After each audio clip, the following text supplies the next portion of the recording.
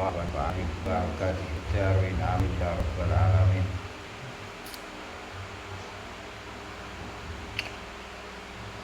Salamatul rajuli fil fitnati ayyal zama baitahu. Rawahu ad-Dailami an Abi Musa. Utawi slamete manungsa fil fitnati ing dalem mangsa ana coba. Fitnah iku ayal zama yento manggon netep anteng betahu ing omahe raja. Iki dawuh Kanjeng Nabi ketika ana mangsa ning mangsa iku kok ana coba. Mbah cobane rupa apa lah, penyakit, pagebluk, pokoke sing kira-kira kok nulari sing dadekno awake iku bahaya. Luwih apik dikon meneng ning omah supaya slamet. Wis slamet, ora sanggaya penyakit radas aku. Penyakit radas aku. Letene ra karu-karuan. Jadi intine Kanjeng Nabi awake dhewe iki aja meremehkan sesuatu. Ya. Gak oleh ngrempehno sesuatu sing kira-kira ku bahayani awake dhewe. Kira-kira bahayani kanggone manungsa. Umpama metu slamet umpamane. Tapi kan ora roh awake dhewe. Barang-barang kaya zaman kae musim corona, musim-musim apa ngono ya. Ya iki kok kemlinti ya. Umpama kena ya salahe dhewe. Wong Kanjeng Nabi wis ngancurno. Salamatur rajul fitnah al-zama baita. Wis lah. Anteng nang omah harus biuran. Sawu baina auladikum fil utiyah. Madakno sira baina auladikum ing dalem antarane anak-anak ira fil utiyati ing dalem nalikane aweh. Ora warisan iki. Aweh lah. Wong gawe duit, wong kono pakaian, wong kono apa lah. Awake dhewe iki kon adil. Kon adil. Kadang ana anak iku karo dulur iku ora rukun. Kemungkinan besar kesalahane ning gone wong tua, kemungkinan besar. Ya ana sing kesalahane ning gone bocahe dhewe ya ana wis dikae adil wis kurang. Ya ana. Momok-nukokno klambi ya ditukokno klambi kabeh. Nukokno sepatu ya ditukokno sepatu kabeh. Nah, ora kok sing sitok ditukokno sepatu, sing sitok ogah. Ditukokno klambi, sing sitok ogah. Lah iku umpama kok ana brengkele bocah iku kesalahane wong tuwek. Mergo Kanjeng Nabi iku ngongkon wong tuwa iku adil ketika memberikan sesuatu kepada anak-anaknya. Sawu baina auladikum fil utiyah. Ono sepeda motor itu kok sepeda motor kabeh. Nah ora ya ora kabeh. Ngono lho. Nah umpama kok isane tuku sitok ya dikon nganggo bareng-bareng iki ya dudu WM ya dudu WM. Wong iki tuku bareng-bareng ngono basane. Ora usah di kekno sing sitok tok. Iki KKM. Iki adikmu padahal malah tuku mok sitok kan ngono. Iku salah iku. Kira-kira kok tuku sitok bahasane nggo bareng-bareng. Ora kena tuku bareng-bareng, tapi nek sepatu kan ya ora kena tuku bareng-bareng. Nah, sepatu klambi kan ya ora kena tuku bareng-bareng. Nanti kan jenenge ngajuno kon adil. Sitok dikeki kon ngekeki. Sitok tukono kan ngekekno. Bisa tukokno sepatu ya kan tukokno sepatu. Bahkan nek iso malah padha. Padha. Harganya sama. Wah, iki pemberian lho, ora warisan. Kok nak warisan beda neh. Nak tinggalan warisan beda neh urusane. Tapi nak lanang-lanang yo WHP yo padano, itu padano. Walau kuntu mufdilan ahadan fadl tu anna. Kalau kuntu melamar orang iku mufaddil mengistimewakan instansi. La fadl tu mongko yekti mengistimewakan poesun anisa ing anak wedok. Rawahu Tabari. Ya. Seumpama kok Kanjeng Nabi iki kepengin mengistimewakan salah satu daripada anak-anak. Kanjeng Nabi ini menganjurkan untuk mengistimewakan yang perempuan. Untuk mengistimewakan sing wedok. Ora sing lanang malah. Lha iki hebate Kanjeng Nabi. Hebate Kanjeng Nabi ngono mergo wong wedok sedurunge zamane Kanjeng Nabi iku disia-sia. Tapi setelah di zamane Kanjeng Nabi wong wedok dimulyakno.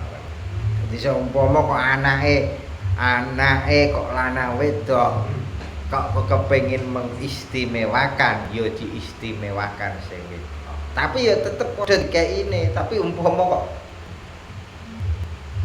kepengen lebih mengistimewakan umpama tuku sing lanang reksa sing kok 200 kemarin ya masalah. Dadi wae sing lanang rego 200 sing wedok rego 100. Kanjeng Nabi menganjurkan kalau ingin mengistimewakan yang anak perempuan. Istimewakan yang anak perempuan. Tapi nek padha lanange utawa padha wedoke ya padha. Anak lanang wedok kok ingin mengistimewakan ya sing wedok dianjurno sing wedok sing diistimewakan. Lah kok sitok tok ya dene wong anak sitok kok ngono. Sitok. Iku kan Kanjeng Nabi ngono. Sawu sufufakum fa inna taswiyatas sufuf min iqamatis shalah. Padha ngrapetno sira kabeh sufufakum ing barisan sira kabeh fa inna taswiyatas sufuf mongko sak temene ngrapetno barisan iku min iqamatis shalah setengah saking kesempurnaane salat. Rawahu As-Shaykhan an Anas. Jadi ketika awake dhewe salat iku dikon ngrapetno barisan. Aja sampe ana sing lobong. Ana sing ning ngarep urung ana sing nggone kok manggung-manggung gurine. Iku salah. Mergo ngrapetno barisan iku menyempurnakan sholat. Bahkan seumpama awake dhewe iki sholat jamaah mok wong loro. Wong loro kan? Wong loro. Iku kan biasanya nak aturane ketika sholat jamaah wong loro. Imame manggok ning iman. Nak dhewean loro, sing makmume iki kan kon rodok maju mepet. Mepet daripada biasanya bareng wong akeh-akeh. Jadi rodok maju. Lah ketika ada makmum masbuk, ana makmum masbuk teko, iku makmum sing mepet iki mang kon mundur atret. Jadi ana sing atret iku ora kok mobil tok. Jadi salat iku ya ana atrete bareng ketika awake dhewe salat jamaah berdua iku kon rodok maju. Nah, ketika ada makmum masbuk teko, makmum sing pertama iki mau kon rodok atret mengguri. mengguri. Engko nak mepe saiki mawe. Saiki mawe. Yo atrete iku nganggo aturan ora kilo ngono ora. Atrete nganggo aturan iki to. Ora kok langsung mundur sosok ngono ora. Dadi ngetep nganggo aturan. Sami nyebuta sira Allah Allah. Wakul lan mangano sira biyaminika kelawan tangan tengen ira. Wakul lan mangano sira mimma setengah saking karo yali apa maka ing sira roh seon. Perintah ketika iki ape mangan konjungo. Konjungo diperintahno donga. Kan wis donga aturan mangan nganggo tangan tengen. Mangan kok nganggo tangan kiwa. Tangan kiwa iku fungsine dienggo jewa. Ya nek sendukan ora patek masalah. Lho, apa iku jenenge mangan nyawuk nganggo tangan kiwa. Aturane kok nganggo tangan tengen. Lah nek ape jipuk sesuatu lawuh. Lawuh ya. Iku jipuke lawuh sing cedhak karo awake dhewe. Iku perintah Kanjeng Nabi. Omongan buar bareng, pas manan ta apa. Kan otomatis kan lawuh ya akeh. Lha iku awake dhewe ora usah ngono. Jipuk sing ning ngarepe iku lawuh apa? Lawuh tempe ya tre jatam iku tempe kan. Ora usah iyak-iyak rono, ora sopan. Iku atuh. Oh jipuk sing ning ngarep pas iku oprone iwak pitik ana tempe berarti bejane awake dhewe tempe. Ana nek tahu berarti bejane awake dhewe tahu rezekine ora usah nek uyak-uyak rono aku njoku tak paham iku. Wah iki model piye iki. Awake dhewe praktek ngono kuwi wis tok ganjaran awake dhewe. Ora usah angel-angel sapa sing ning ngarepe iku dipangan ya sudah lah. Sesuk umpama kok apa jepingin ya pengen paman iki nganggo cara sing bener lah ora sampe ono mau ora sampe tak kok kaya aku yo kayak duji kok ning ngarep supaya sarung mati kae iku makan sesuatu bisa nih dene kok sing satu kok wis ndandem wis jipuk kok ngasih liyane kok ketoke luwih enak. Yo amit yo. Aku dhek kok pengen rasane kae. Oh, lha jarane ora iya malah. Wong mangan iya. Selera karo kawan repot. Jadi ana aturan lah kang njogo sopan santun ku ana aturan. Aturane dhewe. Satakunu fi akhir zaman. Satakunu ana bakal ana akhir zaman ing dalam akhir zaman apa surtatun ya surtatun iku pejabat sing berhubungan dengan hukum ya soal kamane polisi, tentara, hakim ya. Iku yak dufu budal esuk fi ghadabillah tapi ing dalem bendune Allah taala. Wa yaruhuna lan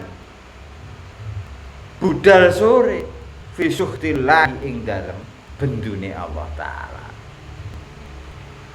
Mongso esuk ya bendune Allah taala, mongso sore ya bendune Allah taala.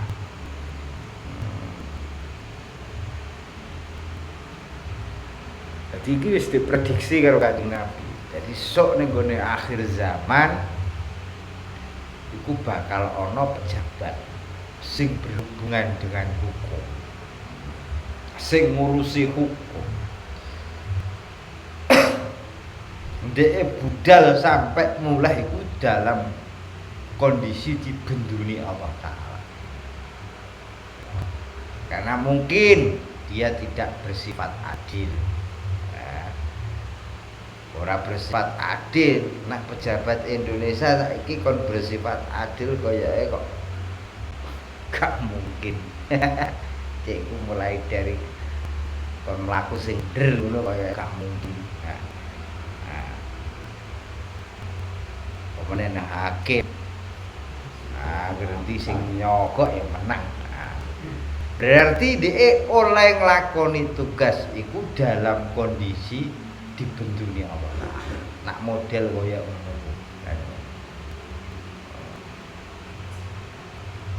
Wis diprediksi Kanjeng Nabi.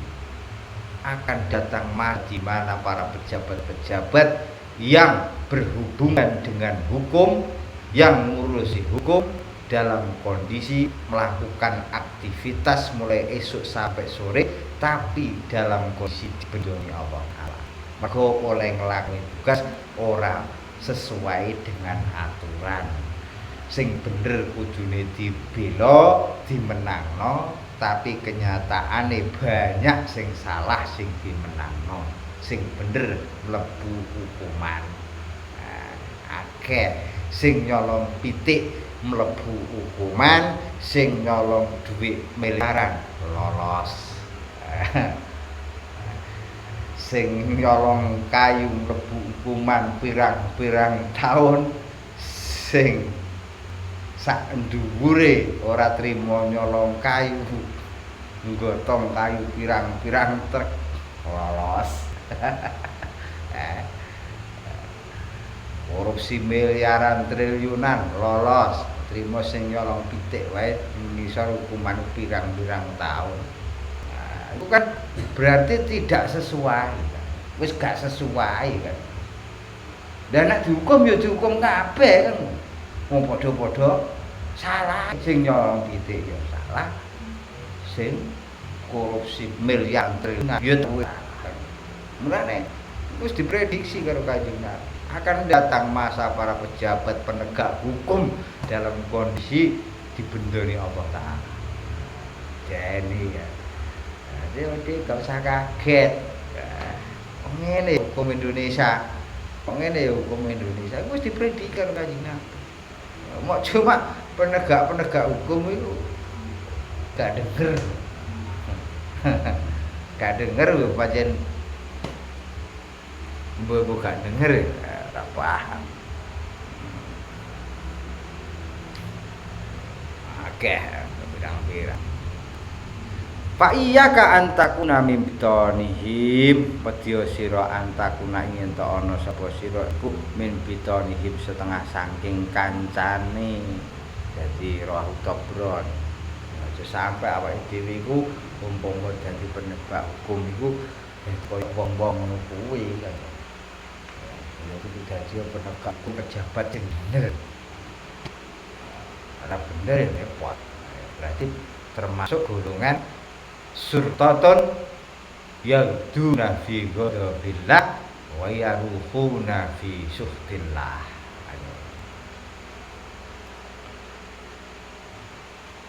As-sakhiyu qaribun minallah, qaribun minan nas, qaribun minal jannah. Utawi wong kang luman iku qaribun parek minallahi maring Allah Ta'ala. Jadi wong loman iku bakal dadi manungsa sing sing parek maring Allah Ta'ala. Wa qaribun minnas, yo parek karo manungsa. Mergo disenengi manungsa, disenengi Gusti Allah, yo disenengi manungsa. Iki istimewane wong loman. Karo Gusti Allah disenengi, loman yo disenengi kosong ora dawe senang dikai wong oleh bahkan yang luar biasa. Iku mesti wong loman iku mesti disenengi wong, mesti dieluk-elukan wong. Iku lagi ning donya. Qaribun minal jannah, parek maring swarga. Kok loman iku padha wae makna awake maring swarga. Baidun minan nar, dohno awake saka neraka. Pokok medhite akan karuan. Iki padha wae merekno maring neraka. Wal bakhilu te kang bakhil iku baidun minallah. Wong kok mau wedi padha wae ngedokno awake maring Gusti Allah. Otomatis ora disenengi wong adoh kok baidun minallah, adoh minallah saking Allah. Baidun minanas, adoh saking manungsa ya otomatis ora seneng iso wong ngati karo-karuan kok. Wong ngati ora karo-karuan. Malah mungkin wae diku rasan-rasan. Ditir karo-karuan. Tuh ya ora digowo bloko ditir karo-karuan. Malah diku rasan-rasan wong. Tapi ya sing rasan-rasan ku ya salah apa awake dhewe rasan-rasan. Kok malah nguntungno kono. Nek ning hadis ning kan ora usah dirasani kok malah nguntungno kono. Ganjaran entek gara-gara mbok ngrasani wong medhit gitu. Kono medhit yo ben ora usah diurusi. Ora diurusi. Donga muga-muga aku gak kaya wong iku. Ngono wae. Rasane ngono yo kok usah ndak ngentekno ganjaran.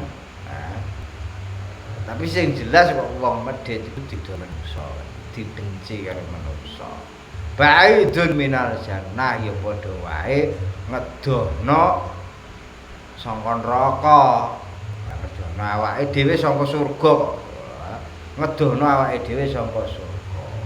Qaribun minan nar, marekno maring neraka. Wong medhit bayane wong medhit iku ngono. Wal jailu te wong bodho asakhiyu kang lomo iku ahabul luweh dendemeni ilallahi maring Allah min abidin tinimbang ahli ibadah bakhilin sing bakhil medhit. Ana wong goblok tapi kok loman, ana pinter tapi kok medhit. Iku kira-kira sing disenengi Gusti Allah sing ndi? Ya sing goblok tapi loman. Jadi wong goblok kok loman iku luwih disenengi Gusti Allah dibandingkan wong ngalim pinter tapi medhit ora karuan. Itu awake dhewe iki goblok-goblok lah tapi nek iso dadi wong sing loman. Loman ning pomo ora kudu nganggo duit ta. Nanti duit yo nganggo duit. Nek ora di duit nganggone ditarane loman kan. Nganggo kei usulan, nganggo cara apa lah piye macem carane macem-macem dikei dijali pendapat gampang ngekei pendapat, gampang ngekei jawaban. Gampang wong iya lah sing niku lah termasuk loman. Ora butuh aku duit wong loman. Nek ndek duit nganggo duit, tapi nek ora ndek duit ya nganggo cara liyane. Jadi wong medhit pun bahaya. Wong kate duit pun akhire asline ya iso dadi wong sing loman. Dadi karek apa? Karek kemampuannya lah. Karek kemampuan. Ora duit ya iso dadi wong sing sahih ya iso. Wong sing loman iku ya iso.